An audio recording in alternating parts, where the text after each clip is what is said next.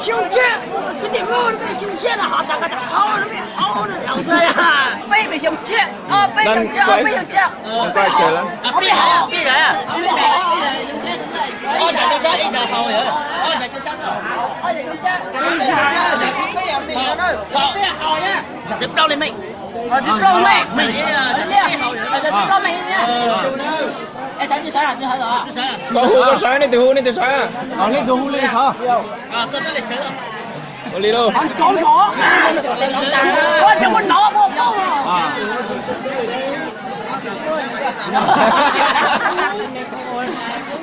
Chuẩn bị nha, sẵn nha. Đi mưa ơi!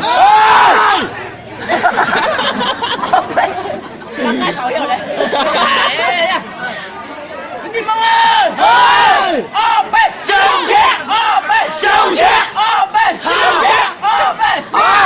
Ô bê! Mi! Bọn nó sai rồi. Đã bảo 2 lần thôi rồi. 2 lần. Lối giờ giờ đến nè. Thôi bây giờ hạn chế á, tí rồi không làm gì nữa. Giảm xuống lại có tao đi hát thì mình không hát được. Tiểu ra anh đang lên kế hoạch chưa được chuẩn cho lắm. Rượu này có